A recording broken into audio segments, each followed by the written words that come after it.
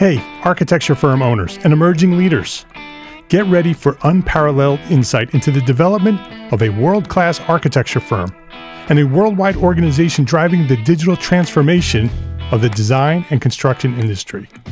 With Build Smart, the podcast that's changing how our profession operates.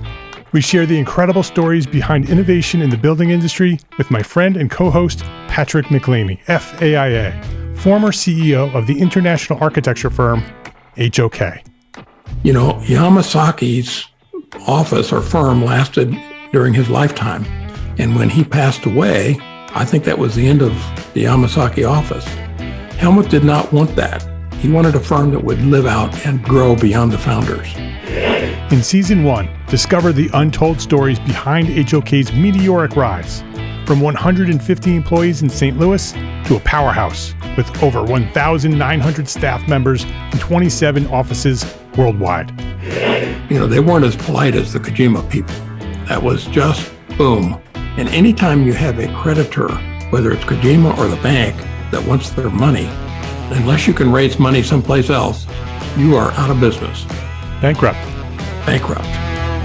And hold on tight for Season 2, where Patrick takes us on a new adventure as chairman of Building Smart International, shaping the future of digital transformation in the design, construction, and operation of built assets. Ian Howell, Ken Harold, and I, Ken was my technical representative from HOK. The three of us took a tour of Europe of 5 cities in 5 days. Very busy time. Simply follow the link in the show notes to subscribe to Build Smart now and uncover lessons that will transform you and your architecture firm.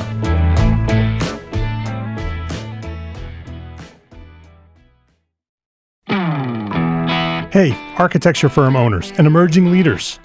Get ready for unparalleled insight into the development of a world-class architecture firm and a worldwide organization driving the digital transformation of the design and construction industry. With Build Smart, the podcast that's changing how our profession operates. We share the incredible stories behind innovation in the building industry with my friend and co-host, Patrick McLamey, FAIA, former CEO of the international architecture firm, HOK. You know, Yamasaki's office or firm lasted during his lifetime. And when he passed away, I think that was the end of the Yamasaki office. Helmut did not want that. He wanted a firm that would live out and grow beyond the founders. In Season 1, discover the untold stories behind HOK's meteoric rise, from 150 employees in St. Louis to a powerhouse with over 1,900 staff members and 27 offices worldwide. You know, they weren't as polite as the Kojima people. That was just boom. And anytime you have a creditor, whether it's Kojima or the bank, that wants their money, unless you can raise money someplace else, you are out of business. Bankrupt. And hold on tight for Season 2, where Patrick takes us on a new adventure as chairman of Building Smart International, shaping the future of digital transformation in the design, construction, and operation of built assets.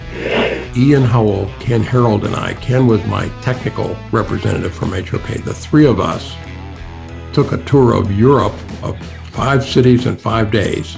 Very busy time. Simply follow the link in the show notes to subscribe to Build Smart now and uncover lessons that will transform you and your architecture firm.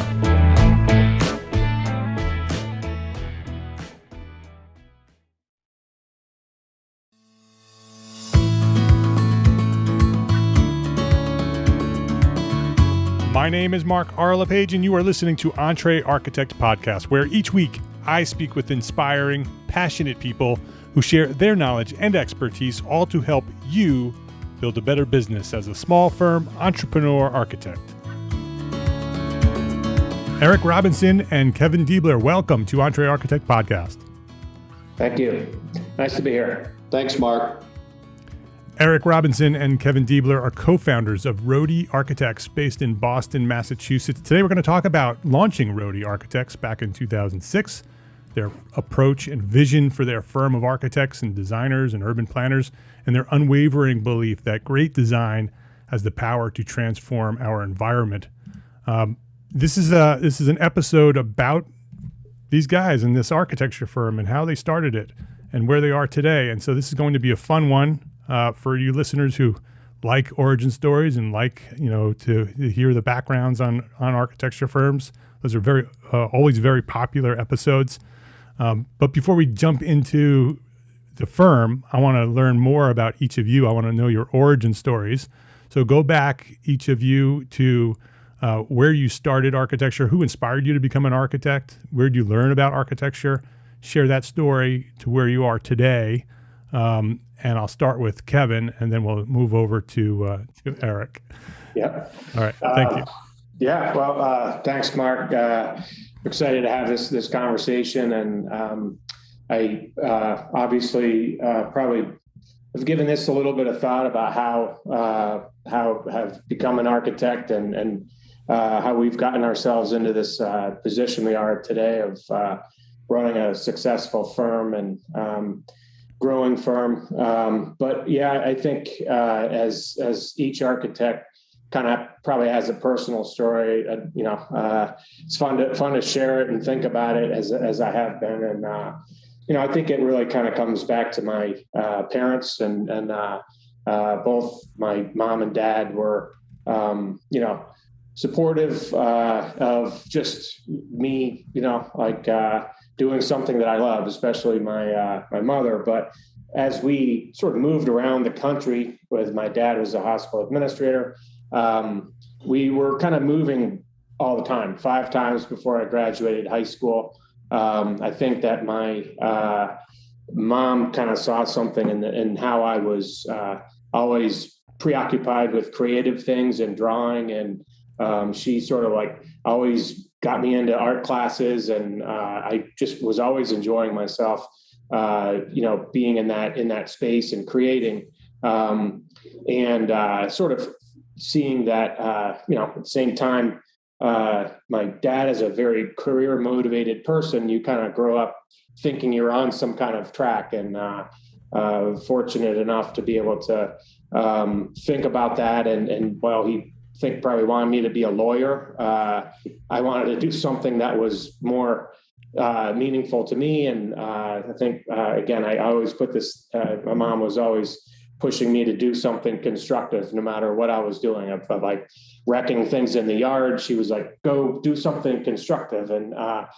so sort of implanting that sense of creativity and being a part of making things. And it was a very enjoyable place and space. And when we ended up in North Carolina, that was in high school, starting to kind of really choose where I would go to college. I had already decided I wanted to be an architect, even way before that, an embarrassingly long time before that.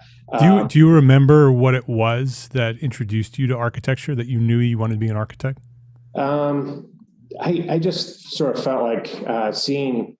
I don't really know where the spark of it is, and I do think that there was this little, maybe my dad said, "Well, you could be an architect," but I just seeing these images of models and being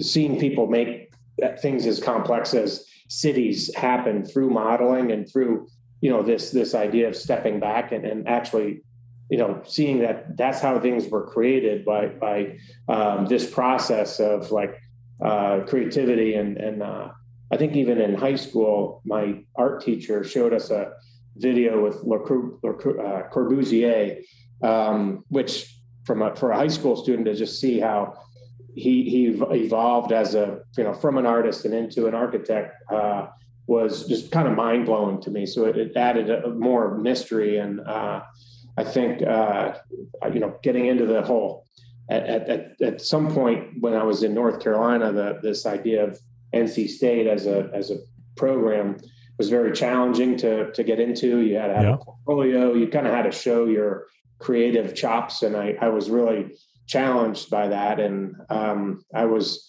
happy to not, go to UNC. Like everyone else in my high school class was trying to get into, and I was like, no, there's this really cool program at NC State School of Design. And it just seemed like an accomplishment to get in and then and then it was another tier of, learning and rigor and discipline that's where, we'll get into how we met. But that was, I guess, hitting a threshold was getting into School of Design. And then I think from there, it was just like really enjoying it and enjoying the challenge, enjoying the collaboration with other people. The studio culture then became a thing of like talking to your classmates and getting ripped to shreds by your professors and supporting each other in the studio was a really kind of wonderful experience. And our friends from those periods are, still very much influential in our lives and how we think about our careers, and I think just after that, I kind of wanted to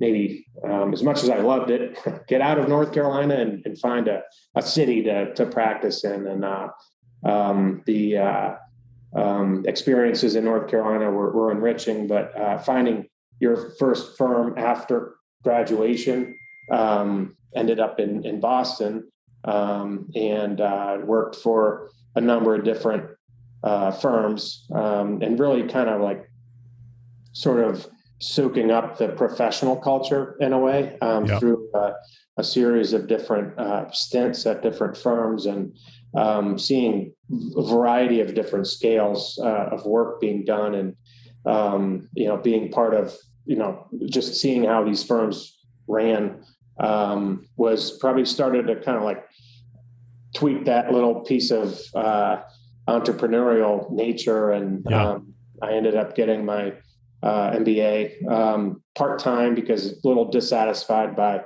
the kind of training that I got in that. And that was also gave me a little confidence about how businesses run and how my clients think and how a lot of the world operates. So that really, I guess, was the sort of foundation to where we are. All right. Excellent. And so you guys met at NC State? Yes. 1990, in a, like that just blew my brains away. Thank you for reminding us how old we are. Before COVID. It was we were in our teens, I guess. So Eric, share your story, and then I'd like to hear how you guys met. Sure. I guess I have to like pull out the Wayback Machine and think about this a little, but I think probably I grew up in Northern Virginia in the Alexandria area. My dad was a very hard worker, and he worked on Capitol Hill, but he always had this sort of gene in him we always worked on the house, Like he would come home and we would be, putting in skylights or re-roofing, and, we were kids. I mean, I was like 10 or 12. My brother was a little bit older, and we'd be up on the roof pounding nails. And so I think there was just sort of this natural kind of understanding of how things go together. And this sort of active building was always in my life. I didn't know it at the time. My dad was getting free labor out of his kids. I mean, that's really what that sounds like my childhood. Yeah. And then, I went into high school and took the sort of typical, BTD, basic technical drawing classes from, I would say, the sort of, this is going to sound mad, the people that teach in high school at those courses. And I had an amazing teacher my first year, Mr. Gottschalk. I'll never forget him. He was unbelievable. And then I took BTD 2, and I had a guy named Mr. Adamusko, and he was just horrible man.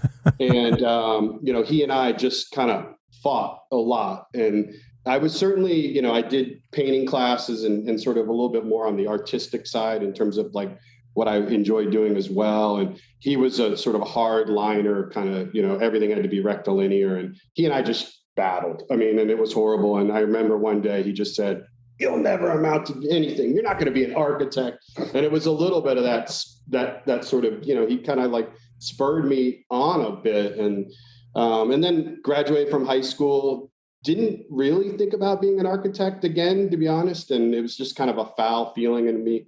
And I went to actually UNC Greensboro. So I went down to North Carolina, needed a sort of different scene from Northern Virginia.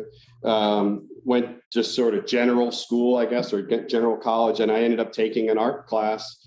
And the professor there, who I actually can't remember, but he said, "Hey, have you ever thought about being an architect?" And kind of told the whole story. And he said, "You should apply to NC State, actually. And they have a great program there." I didn't know anything about it. And I transferred in my second year from UNCG to NC State into the design program. And, it was similar. Like, I had to put a portfolio together, and it was like, I had like collages from when I was a kid, and it was weird. It was a weird portfolio, but it was a design-based portfolio. Right.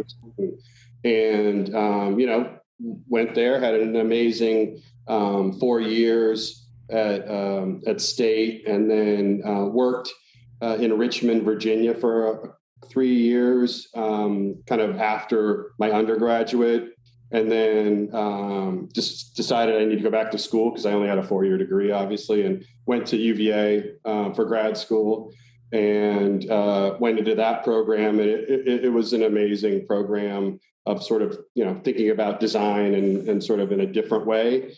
And then I had a visiting professor that came to the school. That was Charles Rose and Marianne Thompson from Thompson and Rose Architects.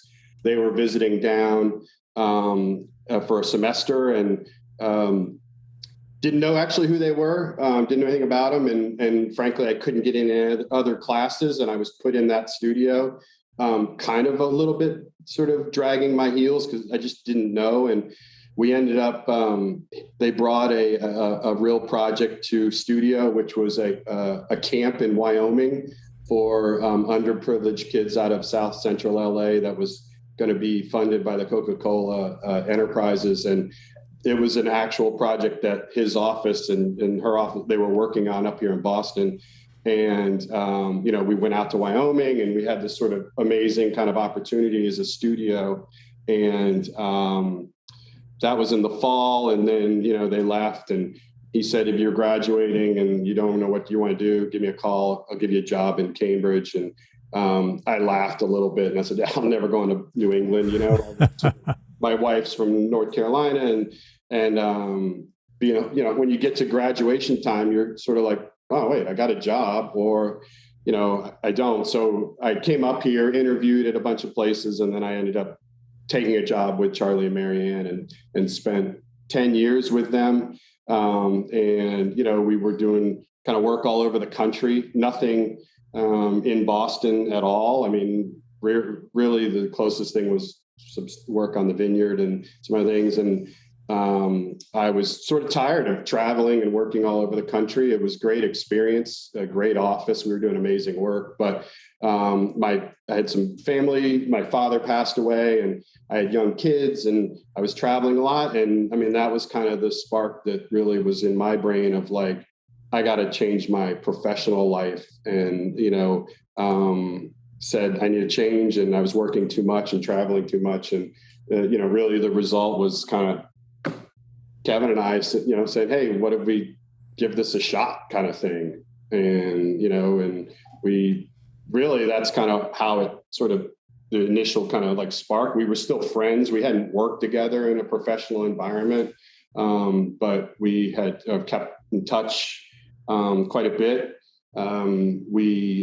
My wife and I bought a house in a neighborhood of Boston, and that I would say was up and coming at the time, 21 years ago, into Dorchester. And one of our neighbors on the street said, "I'm moving. Do you know anybody who wants to buy the house?" And of course, my brain went off, and I was like, I got the perfect sucker. And next thing I know, Kevin's moving in 2 doors down from me, and and we just had a sort of that sort of street relationship, right? And that's sort of built off of a personal relationship, and that's kind of where a couple of years later, that's where we hatched. And, so you still live 2 doors down from one another?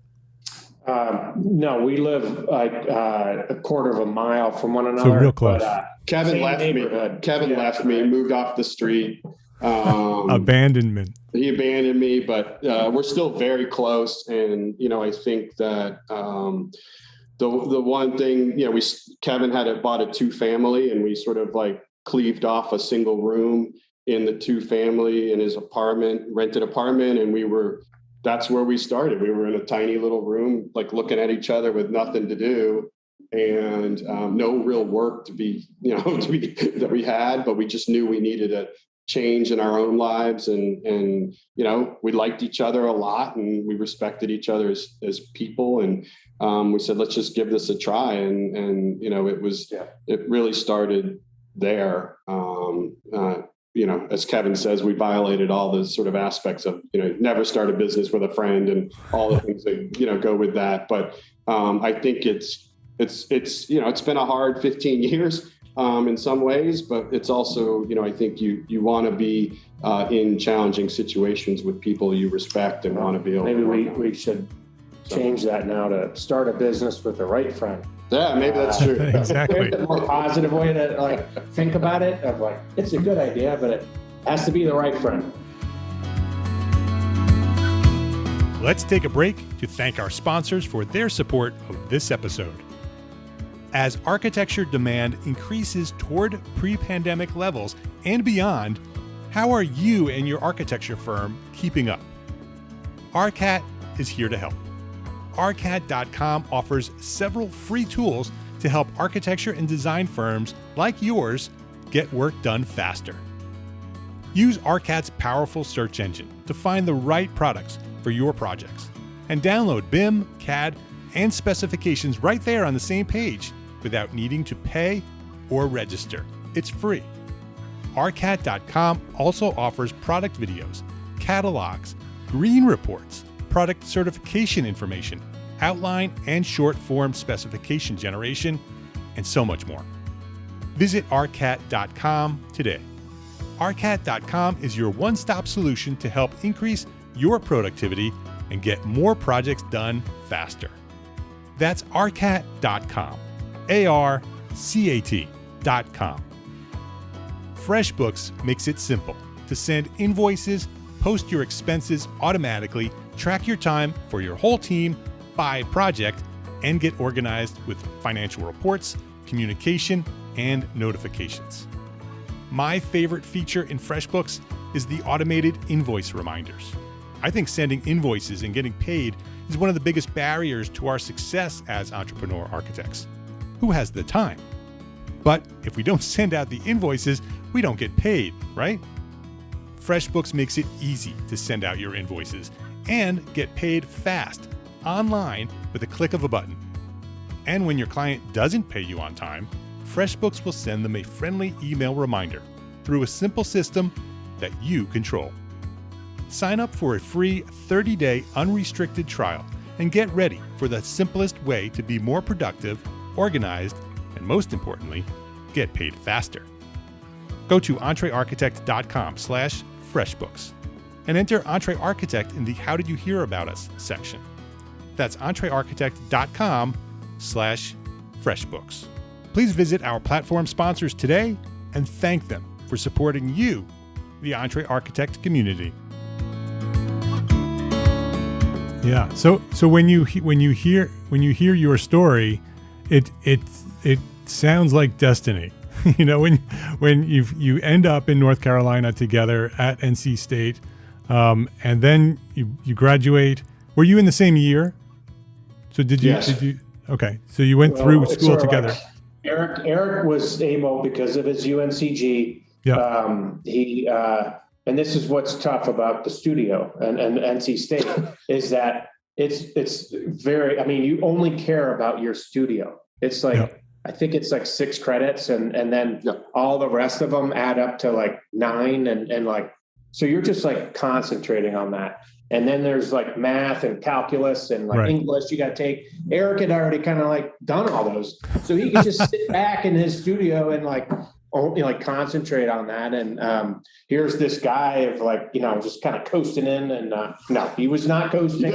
He was taking it very Wow, seriously. I didn't realize he was harboring these feelings toward me. I've never heard him say that, but he is true. It is.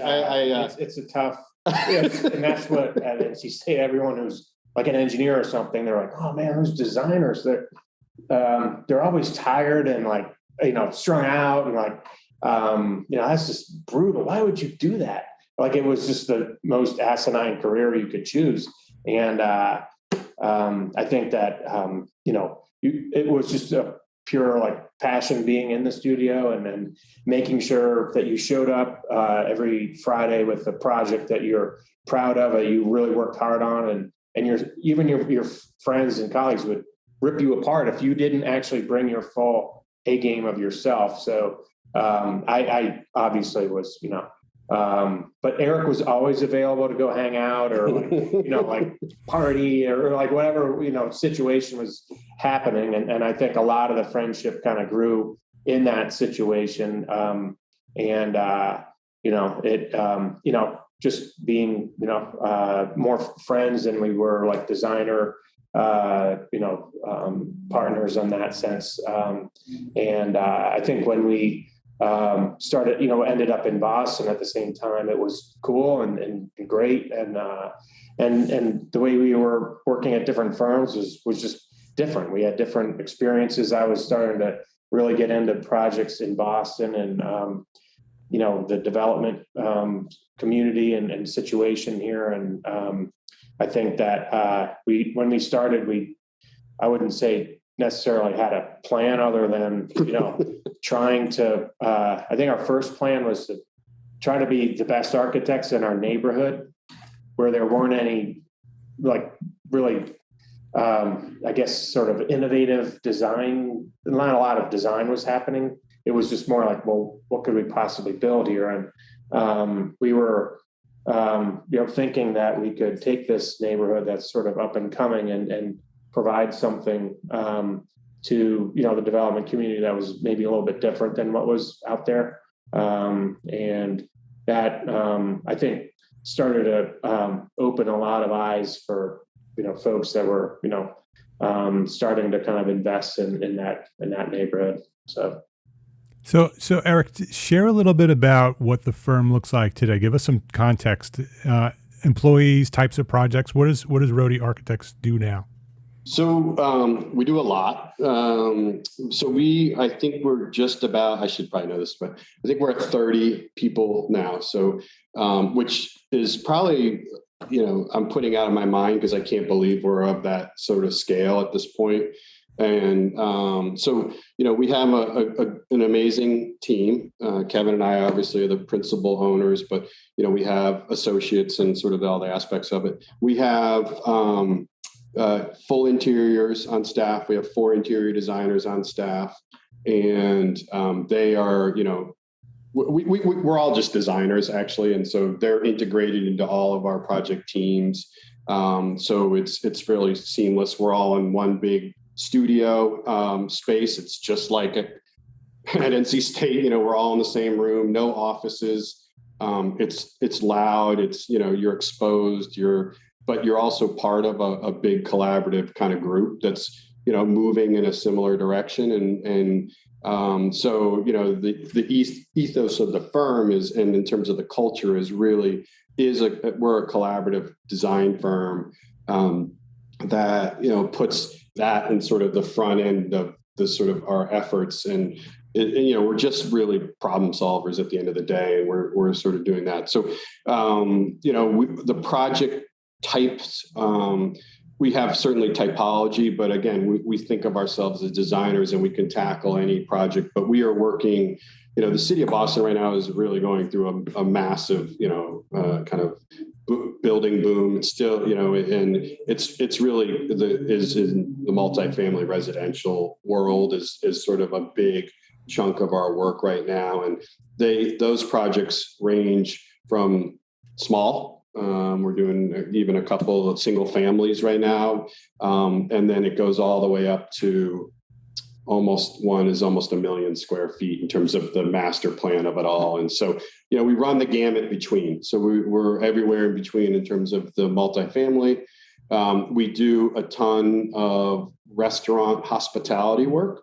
And that could be, just an interior fit out of a restaurant space, or it could be part of one of our larger buildings.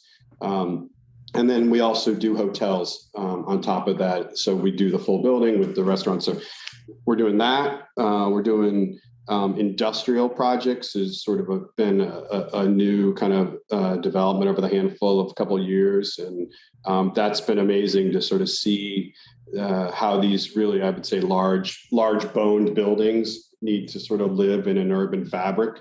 Very interesting and challenging in a lot of ways. But as Kevin has coined the term, the cities need these places. So we need to figure out how to get them into the context of our city. And so that's been exciting.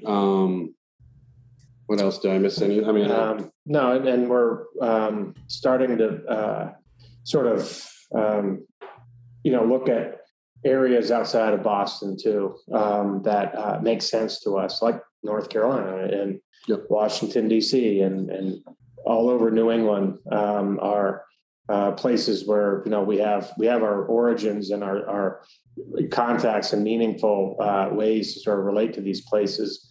And, I think that we've really seen the way that we can jump into a typology like multifamily residential and try to figure out how it fits into communities and work through the process of building these things. And I think that it has led to, I think our enthusiasm to grow has created great relationships with our clients. And that's a real key piece to our growth is making sure that, it's not all typology based, but it's opportunity based. And it's one of those opportunities is the client relationship and making sure that we're worthy of one another, client and architect kind of situation. And, so we're really trying to work hard right now on assessing what's right for Roadie Architects and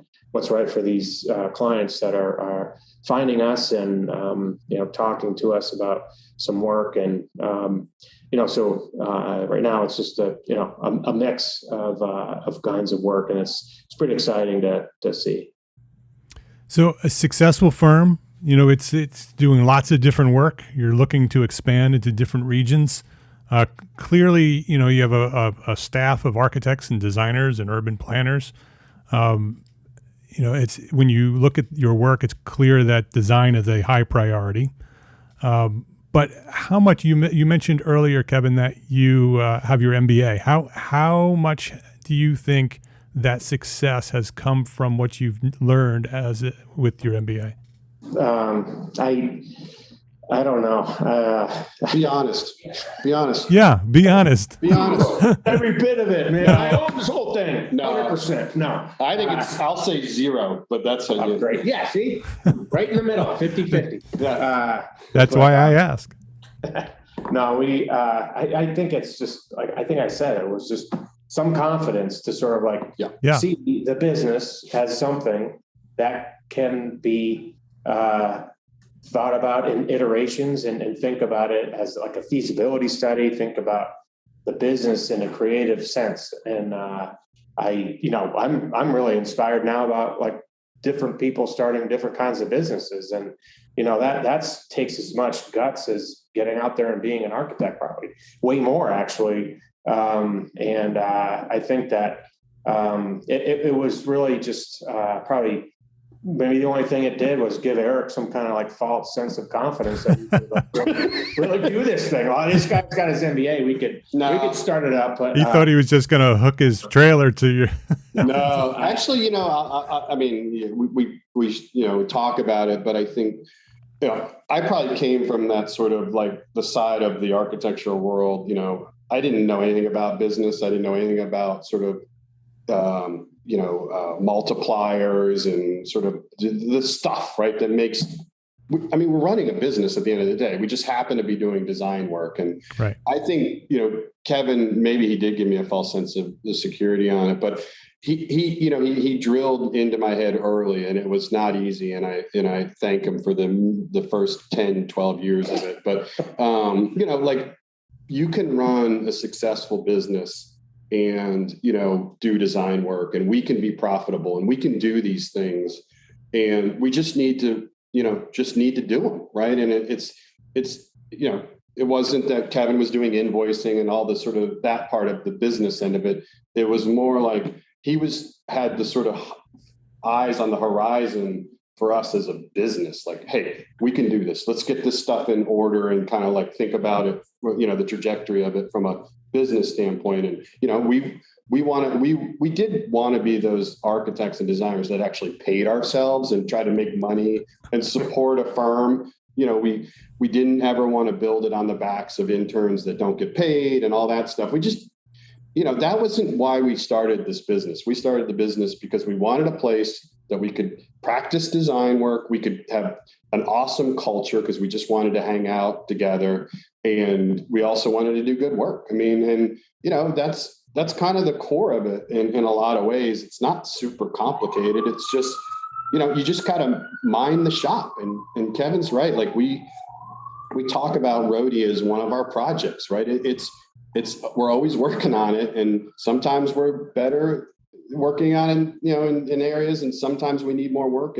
But I think what we're always trying to do is think about the business and think about what it is and how to sort of make sure we're being nimble and sort of thoughtful about our process while we're still doing design work. And, I think we're sort of in I don't want to say a transitional moment for the firm, but we are kind of like personally, Kevin and I are, the lights are staying on right now. We have, as we talk about inertia, and we have momentum right now. We have an amazing staff that's really carrying us now. And, but now it's our job to sort of refocus a little bit of where the firm is going, strategically plan it.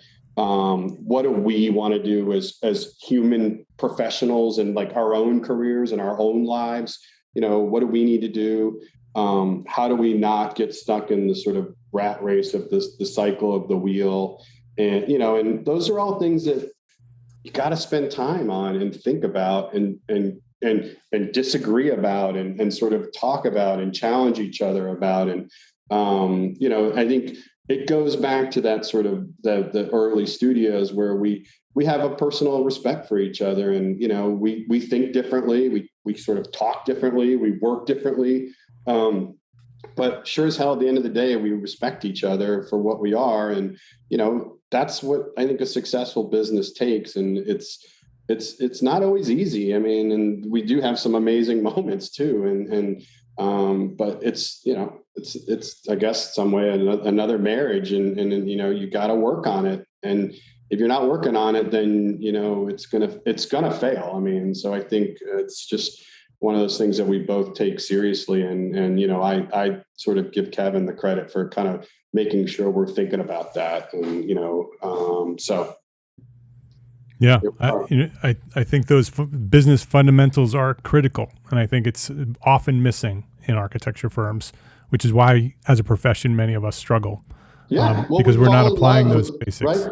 We fall in love with what we're doing, right. And we fall in love with what we're doing too. But we're also like trying to understand our multipliers and our billing and what is our invoicing we feel like if we have that under control, which is, I don't want to say mundane, but it's a every month we got a bill, every month we got a collector. And if we've come up with protocols and a plan that can almost be on cruise control, it's not, because we have amazing project managers and a CFO and other people that help us. But if you can take care of that business, and then you get more time to spend on the projects and design and sort of that aspect of it, then you're winning right there. I mean, that's a winning recipe. So, but again, it takes work. I mean, it takes work, and we mind the shop pretty closely and we think about it. And, but so far so good. So what does the future look like? What is it, when you look at 5 or 10 years from now, what does Roadie Architects look like? Whoa, I'm probably on for that one, right? Yeah, go. I think it's going to be really exciting. Right now, we're kind of in that process, as Eric said, of I think it's exciting. I'm going to say that's going to be mostly about the people that we have on our staff right now, growing and doing amazing things. And certainly there's some, transition in our mind, in the back of our mind, and how that's going to work. And I think, we don't want to be, personally like the classic architects that die at their desk and a cloud of dust, and I think we really want to, engineer the next, 5 to 10 years of our own lives, and finding projects that are like meaningful to us and meaningful to the team, and figuring out ways to do them in a way that continues some manner of growth. And we've already kind of like indicated there's probably a little bit of growth outside of BUS, and that may again sort of like help us establish that future. But I think that we're being critical about how big we could get. We're being very cautious about growth at this point. And I think it's just hopefully anybody who looks at us, and even if we look at our own work, you kind of see these steps starting to happen. And I think that we're doing today are one of our biggest projects yet. And you look 5 years ago, we were doing our biggest project then. And I think that it's going to be I think a future of being selective about our opportunities, and really kind of like making sure the process is something we can still improve on project to project. And, we don't want to get to a point where Eric and I don't really know what's going on with the work, or anybody who's leading the firm is not intimately involved with details about projects and things like that.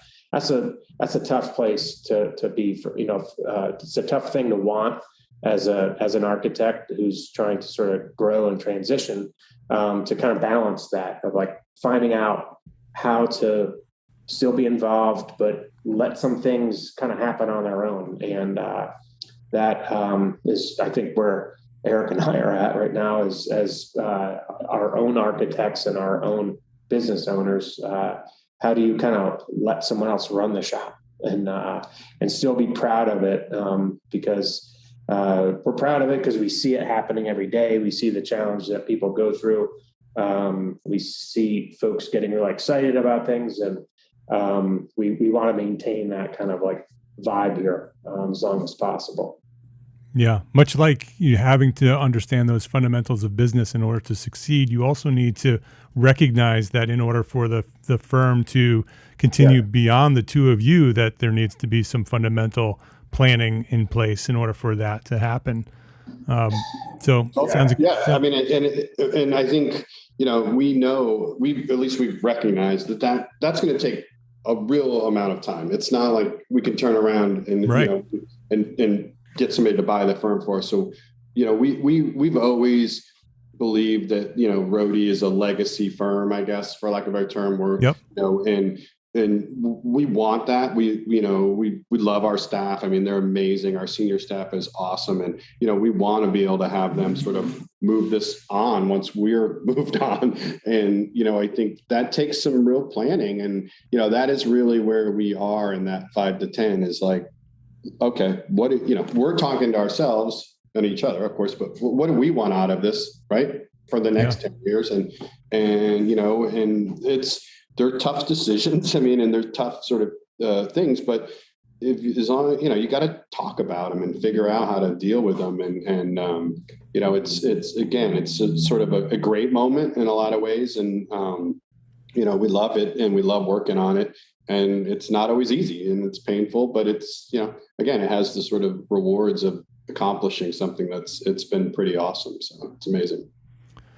So as we wrap up here, I want you to share some advice. You're talking to a bunch of small firm architects, lots of sole practitioners, small firms. Many of them want to grow firms like yours. What would you say is one thing that a small firm architect can do today to build a better business for tomorrow? I think we've already kind of laid a little bit of it out there. I wouldn't necessarily say you have to go get an MBA, but it was very useful to get, get things in place that are kind of like nuts and bolts and things that shouldn't require a lot of drama or overthinking of like, insurance and like maybe a little help on your billing. There's all sorts of things that are out there for freelancers to rely on that really, there's amazing tools out there. I think you need to do that while staying very passionate about the work that you're doing and staying engaged and staying involved in it enough that you resonate with your clients. And, if you can't really like spend enough time to answer your phone of your client and talk and solve problems and things like that, that are just part of the industry, then you're probably not going to go very far. I think that our relationship, our focus, I think, has led to a very robust referral network. And I'm not going to say we don't have to do anything and work will just come in. We really do chase work a lot of times, but it's much better if you have at least the security of some things like that, of building on your reputation and getting others to speak about you, and be your marketing machine that's on its own. So I guess it's sort of like a two-part thing of like really locking down some of the fundamentals and don't overthink billing. You got to get it out every month. That's one of the natures of it, is don't let that stuff go. You got to separate time and focus on that. Think about your business like it's a project and be critical of it, but know that you got to move on at some point but yeah, I mean, I think that's right. And I think we do focus very highly on our clients. I mean, we talk about design. It's obviously what we, on our website and all things that go with it, but we're really, I mean, in the weird way, we're a service firm that just can do some kick-ass design. And, that's crucial to us. And we love the personal relationships of our clients. We love that they can call us. They do call us and we answer and we take care of that business. And I think we also, I think thinking and being sort of thoughtful about what we do as designers and how we can sort of utilize our skill set for the better is sort of a piece I think we've really kind of relied on. And the ways that we do that are, again, a service-based or thinking about our clients. But if a client calls us and says, hey, I'm looking at a site, I'm looking at this, or can you give me an idea about this? We're like, absolutely. We will do it. More than likely, we're doing it free, pro bono, because we want to sort of work with them to create some value for them and sort of establish. And if it's a new client who was referred to us, we'll do it as well, because we're building a relationship with them. I'd much rather spend a couple hours drawing and thinking about some site or whatever it might be, give it to them, say, hey, if this helps you, great. If it doesn't, whatever. We created a relationship here and built something together, even if it was small. And so, we really do, sort of respect our clients. We love where they come from. We think they're experts in their field, as long as they respect us for what we do. And, and I think it's just sort of that understanding, and through a design process is where we kind of push ourselves forward. And, so far so good again. And we're going to keep doing it. And it's a recipe that's worked for us. And we think that it makes a lot of sense. So. Eric Robinson and Kevin Deabler. Together, they are the co-founders of Rohde Architects. You can learn more about Rohde Architects at rohdearchitects.com. It's RODE architects.com. We'll have a link to that on the show notes. Eric and Kevin, thank you very much for coming by and sharing your knowledge about Rohde Architects and hanging out with us here at Entree Architect Podcast. It was great. Thanks for your time, Mark. Appreciate it. Thanks, Mark. Take care. If you liked this episode of Entre Architect Podcast, please share a rating, write a review, and share a link to this episode with a friend. That's how Entre Architect Podcast will grow to serve thousands more architects just like you.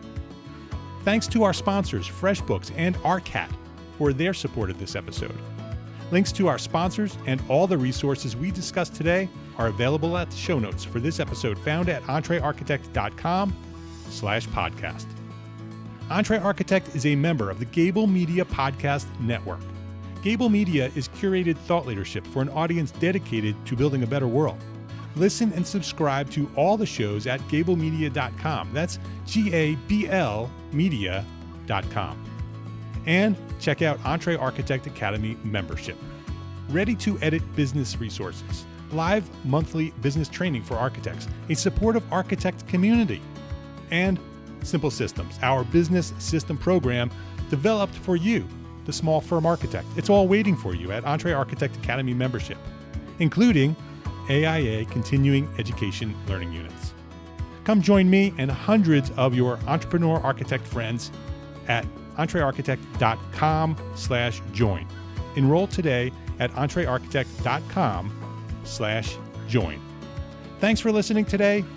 Love, learn, and share what you know.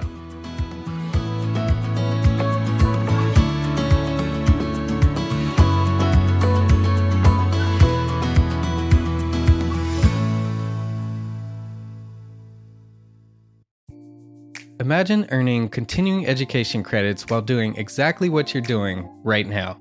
Well, you can. Gable Media has revolutionized the way you earn your continuing education credits with a groundbreaking approach. Forget running around town and scouring the internet for credit-worthy courses. Fulfill your CE requirements effortlessly by listening to engaging podcasts just like the one you're listening to now. Our podcasts are designed to educate, entertain, and inspire, all in a user-friendly environment. But wait, there's more. Architects, Gable Media is also approved as an AIA continuing education services provider. Upon completion, we handle everything, from reporting your hours directly to the AIA to storing your certificates in your personal Gable Media profile for your self-reporting needs. So follow the link in the show notes and start earning your credits in the most innovative and entertaining way possible with Gable Media. Attention architects and creative minds, get ready to supercharge your brand with Build Your Brand, the podcast that's unlocking the secrets of branding success for creatives. Hey there, it's Mark Arlepage, founder of Entre Architect, and I'm inviting you to join my friend, architect marketing expert Jeff Eccles at Build Your Brand podcast, where he explores the captivating stories of the world's top brands and transforms their lessons into powerful moves for small firm architects and creatives like you. In Season 1, Jeff shares the thrilling tale of Southwest Airlines, where he dissects their journey to the summit and distills it into strategies tailor-made for you. It's important to keep in mind that companies like Southwest compete in the real world, just like you, and face real-world challenges, just like you. You might be surprised at how similar those challenges are to the struggles that you grapple with on a day-to-day basis. Don't miss out on your blueprint for success. Subscribe, tune in, and let's build your brand together. You may have noticed that the very best brands in the world are also known for having somewhat unique corporate cultures. That's often the glue that holds everything together when they encounter those rough spots. We don't do it because it inconveniences the passengers to whom we are primarily dedicated, the short haul, frequent flyer. Follow the link in the show notes to subscribe to Build Your Brand today. Remember, no matter the size, the journey's the same. Your brand's journey to the top starts here.